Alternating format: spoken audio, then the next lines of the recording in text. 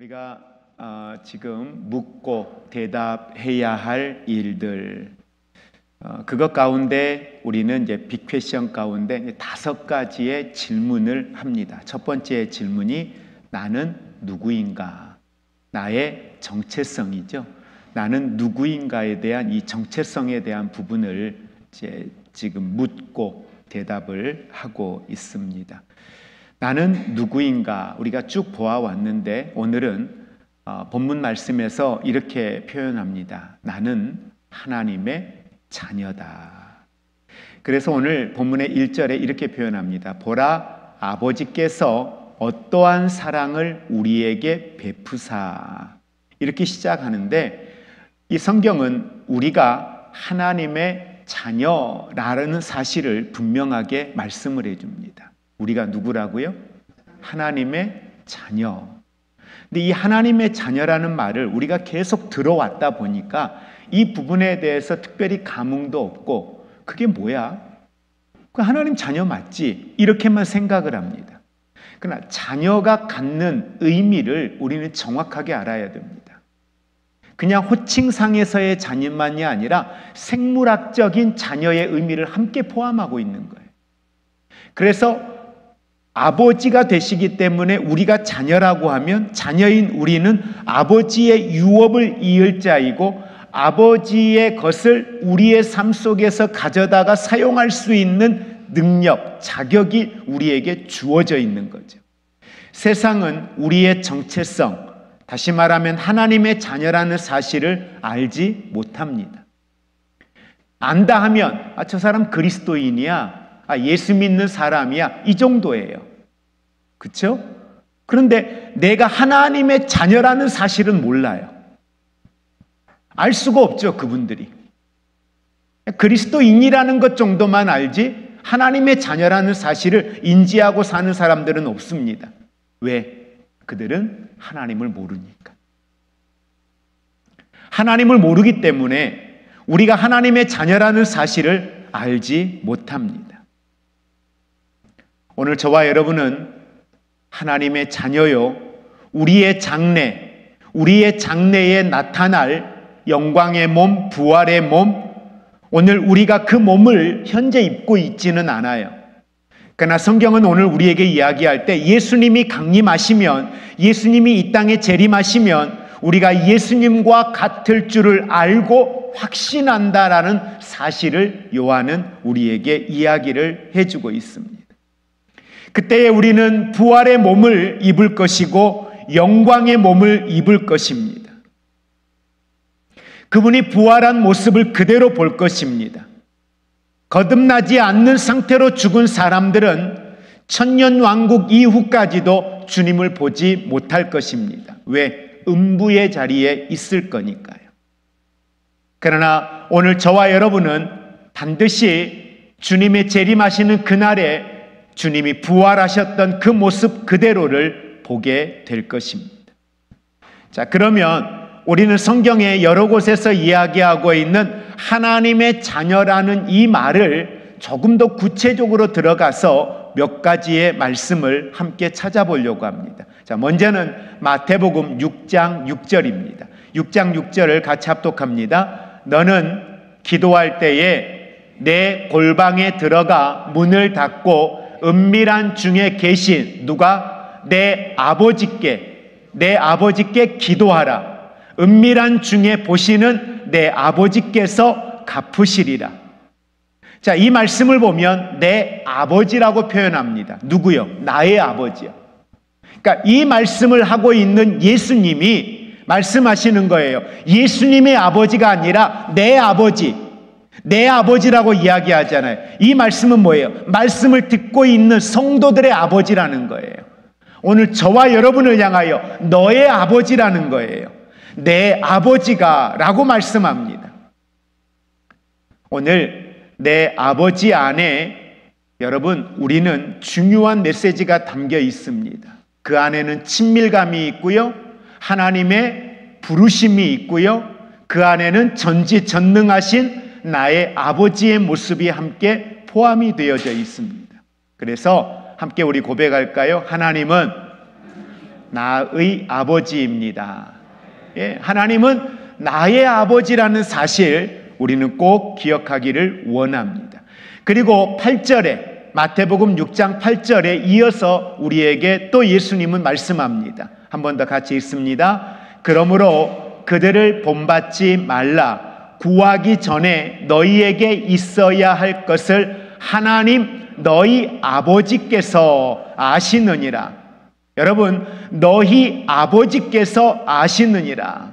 그렇습니다. 나는 하나님의 자녀예요. 그러니까 하나님이 내 아버지인 것처럼 나는 하나님의 자녀입니다. 그래서 예수님은 너희 아버지께서 아시느니라. 예수님은요, 이렇게 말씀하시는 이유가 있었습니다. 이렇게 말씀하셨던 이유는 우리로 하여금 이방인들을 본받지 말라는 거예요. 이방인들에게는 하나님이 아버지가 아닙니다. 믿지 않는 이들에게는 하나님이 아버지가 아닙니다. 그냥 멀리 계시는 신에 불과한 거예요. 무언가를 우리가 기도할 때에 중언 부언을 하면서 맥락이 없는 기도를 할 때가 있습니다. 그러나 하나님이 나의 아버지이시고 나는 하나님의 자녀라는 이 사실을 우리가 명확하게 기억한다면 우리의 기도를 들으시는 하나님이 어떤 분이신지, 그리고 그 하나님께 우리가 무엇을 이야기해야 될지 더욱더 명확해질 수 있지요. 그분과 나와의 관계가 어떻게 정립되어져 있느냐, 매우 중요한 의미를 담고 있습니다. 그리고 요한일서 3장 1절 오늘 본문 말씀입니다. 같이 한번 더 합독합니다. 보라, 아버지께서 어떠한 사랑을 우리에게 베푸사 하나님의 자녀라 일컬음을 받게 하셨는가. 우리가 그러하도다. 그러므로 세상이 우리를 알지 못함은 그를 알지 못함이라. 아멘. 하나님은 사랑입니다. 사랑이신 하나님이 우리를 낳으셨습니다. 우리는 그분의 자녀입니다. 나는 하나님의 사랑 안에 하나님의 자녀요, 사랑받은 하나님의 자녀입니다. 결국 우리의 본성도 여러분 사랑입니다. 하나님의 사랑을 오늘 저와 여러분이 만끽하는 것, 이건 우리가 누릴 수 있는 권세입니다. 은혜입니다. 이걸 누리는 건 우리에게 주어진 하나님의 축복이기도 합니다. 여러분, 자녀가 부모의 사랑을 받으면서도 그 사랑을 누리지 못할 때에 그는 사랑 안에 있으면서도 외로워요. 사랑을 받고 있다는 사실을 인지하지 못하면 그는 힘들고 어려울 때에 부모와의 관계가 바르게 성립되지 않으면 부모에게 자신의 힘든 삶의 주제를 가지고 나아가지를 못합니다. 아버지가 어떤 분인지를 안다면 우리는 어떤 상황이 됐을 때 가장 먼저 그 아버지를 생각할 겁니다. 아버지에게서 자신의 분깃을 가지고 떠났던 탕자를 생각해 보면 탕자가 어렵고 힘들 때에 생각난 게 누구였어요? 아버지였어요. 아버지였고, 아버지 집에 무엇이 있는지, 아버지가 무엇을 가지고 있는지, 적어도 내가 오늘 아버지를 향하여 갈 때에 죄인된 몸이지만 아버지에게 자식의 도리를 다하지 못한 자녀이지만 내가 아버지에게 가면 적어도 아버지는 나를 종으로라도 받아주실 것이라는 확신이 있었기 때문에 그는 아버지를 향할 수 있었던 겁니다. 그러나 아버지를 모르면, 아버지를 오해하면 어떻게 돼요? 아버지를 향하지 않겠지요. 힘들고 어려울 때 아버지를 기억하지도 못하겠지요. 우리가 힘들 때 세상 방법으로 살다가 어려움에 직면했을 때 기도해야 되겠다. 이젠 하나님밖에 방법이 없다 생각하고 하나님 앞에 나옵니다. 그런데 하나님은 그 모습까지도 어떻게 보셔요? 기쁘게 보셔요. 왜? 하나님이 먼저 찾아갈 수 있지요. 그런데 하나님은 기다리시지요. 왜? 그가 하나님을 기억하고 하나님을 찾을 때까지 하나님은 기다리시더라고요. 그럼 방관자냐? 아니요. 가장 가까운 곳에서 그를 천군 천사를 통하여 지키시고 보호하시면서 그를 계속해서 지켜보고 계셔요. 이게 아버지예요. 그러니까 우리의 정체성이 명확하게 내가 누구인가, 특별히 하나님과의 관계에서 내가 누구인가를 명확하게 안다면은요, 우리는 지금보다 훨씬 나은 삶을 살 수가 있습니다. 요한일서 4장 7절에 사랑하는 자들아 우리가 서로 사랑하자. 사랑은 하나님께 속한 것이니 사랑하는 자마다 하나님으로부터 나서 하나님을 알고 라고 이야기를 해요. 이처럼 오늘 저와 여러분은 하나님의 사랑의 자녀, 하나님의 자녀인데 어떤 자녀? 하나님의 사랑받는, 하나님께 사랑받는 자녀라는 사실 우리 꼭 기억하기를 원합니다. 그래서 예수님께서 요한복음 3장 16절에도 말씀하죠. 하나님이 세상을 이처럼 사랑하사. 사랑을 이야기해요. 우리가 잘 아는 로마서 8장도 말씀하실 때 뭐예요? 하나님의 사랑을 우리에게 이야기합니다. 우리는 하나님의 자녀인데 하나님의 사랑을 받고 있는 자녀다라는 것 우리 꼭 기억하기 원합니다. 그래서 여러분 그런 이야기하죠. 아이들을 볼 때 참 아이가 구김살이 없어 건강해 그렇게 보여지는 아이들을 보고 뭐라고 이야기해요? 사랑을 충분히 받은 아이들. 사랑을 충분히 받은 아이들은 어려움에 직면해도요 그 어려움을 건강하게 이겨냅니다. 어려움이 없는 게 아니에요. 어려움이 있지요. 고난도 있지요. 근데 사랑을 충분히 받은 사람들은 그것을 이겨내는데 아주 건강하게 이겨내요. 네. 근데 충분한 사랑을 받지 못하면 결국은 마음에는 뭐가 있다는 거예요? 상처가 있다는 거예요. 쓴뿌리가 있다는 거예요. 건강하지 못한다는 거예요. 왜? 충분히 받은 게 없으니까. 그럼 비어있는 거잖아요. 그럼 그 비어있는 자리를 누가 내버려 두겠어요? 사탄이? 절대 내버려 두지 않죠. 상처와 아픔과 미움과 분노로 가득 채워 넣습니다. 그러면 어떤 상황과 어려움에 직면했을 때 뭐가 나와요? 성경이 이야기하는 것처럼 쓴뿌리가 나요. 그리고 그게 터져서 주변의 사람들에게 더러움을 입히게 된다는 것. 오늘 우리가 그 하나님의 사랑을 충분히 여러분 받으시고 저는 여러분이 누리시고 그 사랑으로 우리의 심령이 좀 더 건강해지고 충만해졌으면 좋겠습니다. 그러면 넉넉해져요. 넉넉해진다는 건 어떤 상황에서 어떤 사람까지도 감당할 수 있는, 수용할 수 있는 그런 건강한 신앙의 사람이 된다는 사실입니다. 자, 우리 로마서에도 중요한 하나님과 우리의 관계를 이야기하는 부분이 있습니다. 로마서 8장 32절 먼저 같이 읽겠습니다. 자기 아들을 아끼지 아니하시고 우리 모든 사람을 위하여 내주신 이가 어찌 그 아들과 함께 모든 것을 우리에게 주시지 아니하겠느냐. 39절요. 높음이나 깊음이나 다른 어떤 피조물이라도 우리를 우리 주 그리스도 예수 안에 있는 하나님의 사랑에서 끊을 수 없으리라. 아멘. 이 말씀은 하나님이 함께 우리 따라 같이 해볼까요? 하나님이 예수님만큼이나 우리를 사랑하셨다. 왜요? 뭘로 입증이 돼요?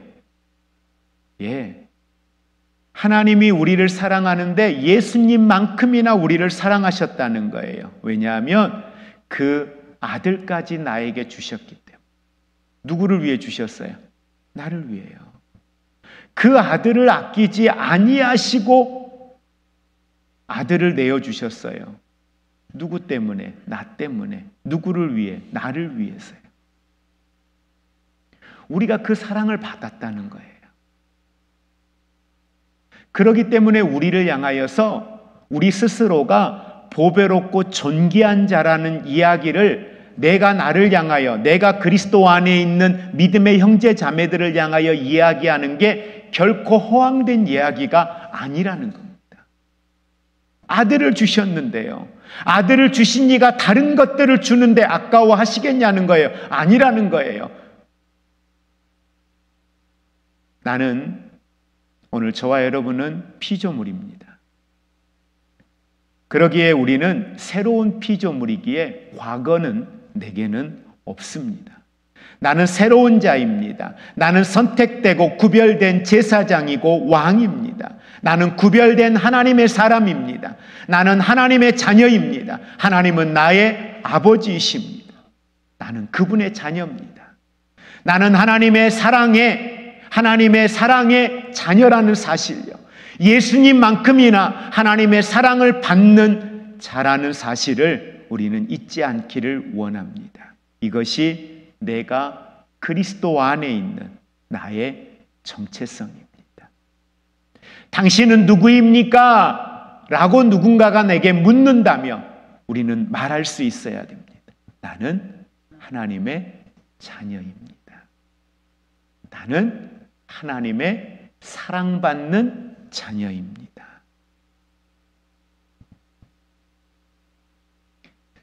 한번 나는 누구인가에 대한 부분을 정리를 하고 오늘 마치도록 하겠습니다. 자, 당신은 누구입니까?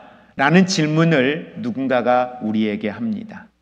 옆에 분에게 한번 이야기해 보실까요? 당신은 누구십니까? 자, 오늘 이제까지 배운 것 가지고 이야기 한번 해보세요. 한번 쭉, 오늘 것만 말고 이제까지 한 것 가지고 한번 이야기해 보세요. 생각나는 대로. 나는 누구라고 했어요? 아니, 그건 오늘 한 거고.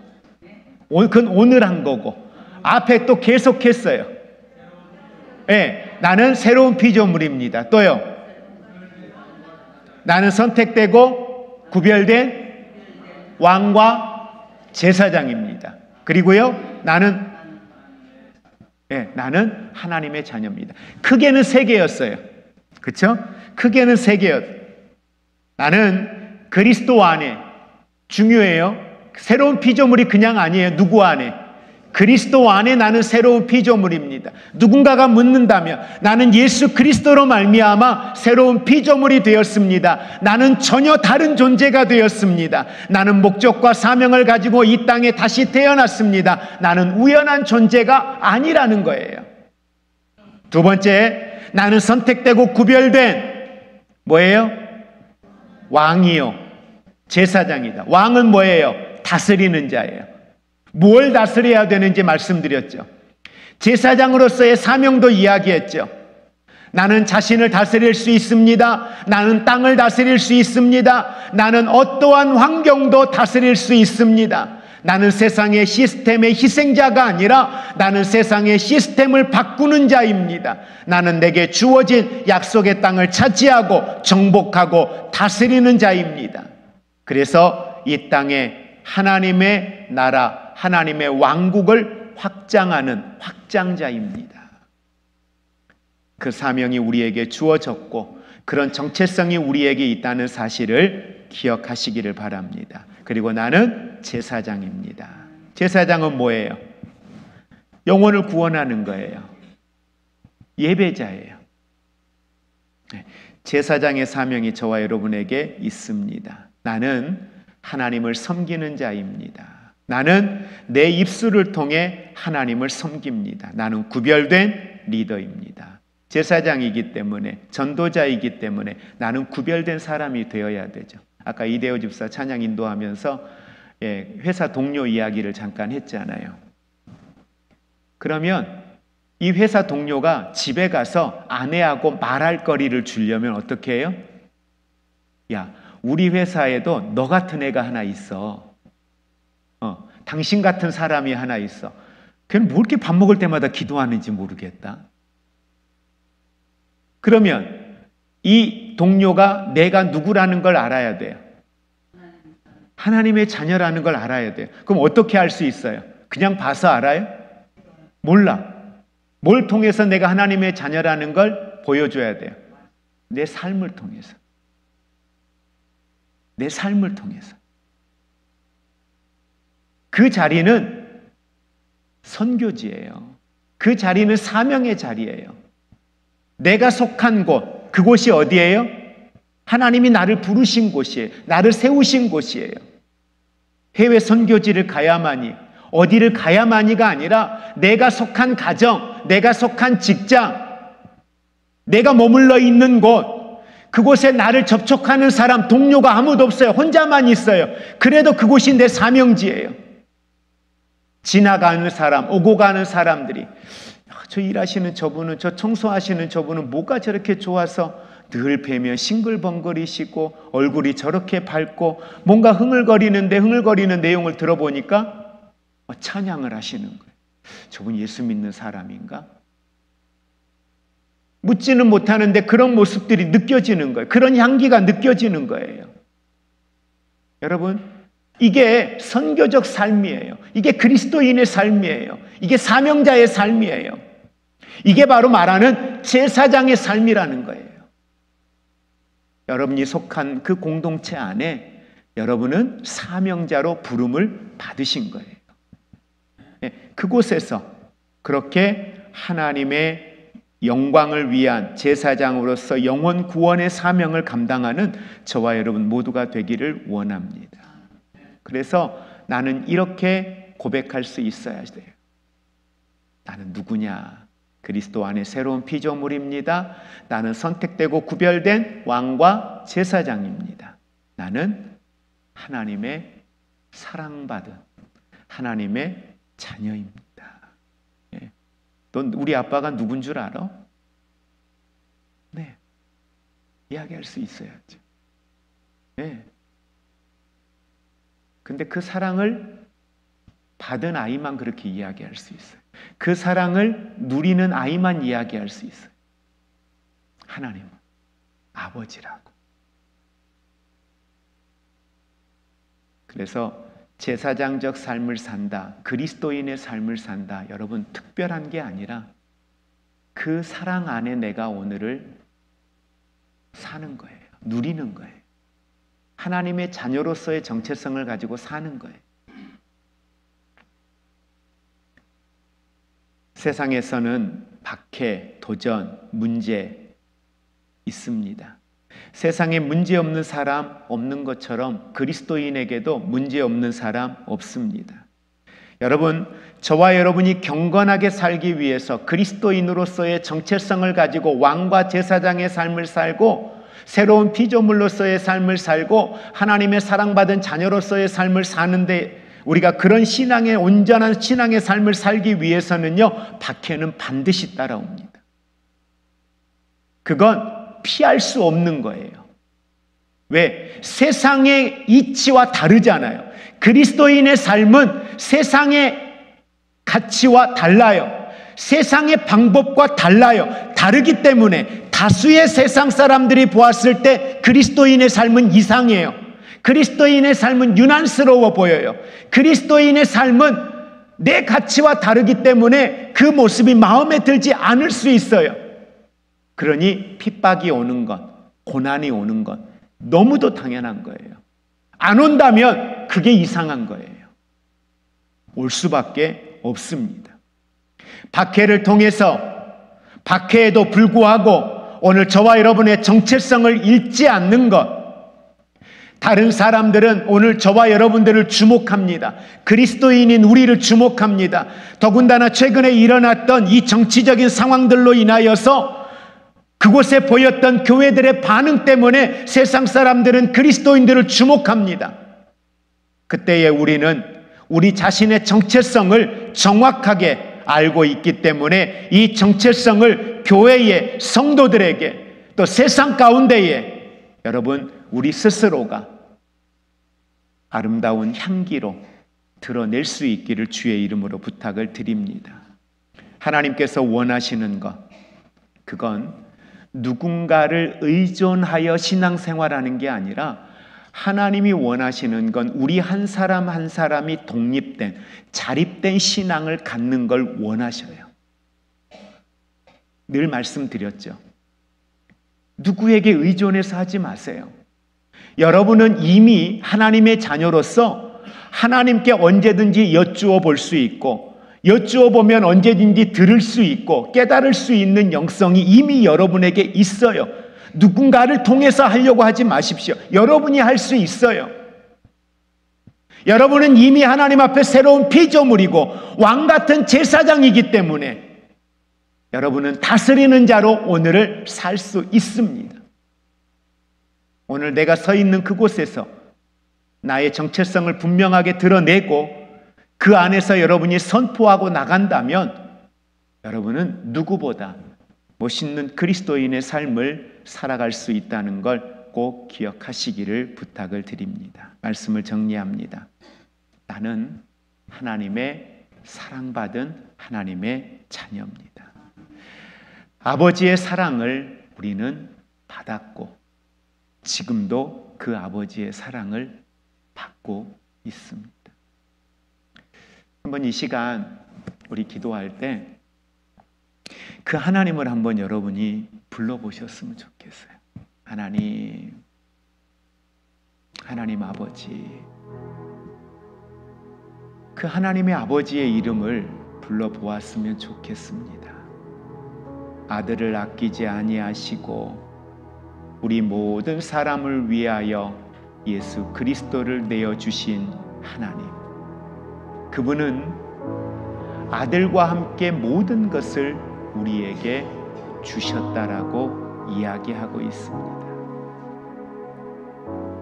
그리고 어떤 피조물도 우리 주 그리스도 예수 안에 있는 하나님의 사랑에서 끊을 수 없다고 말씀하고 있습니다.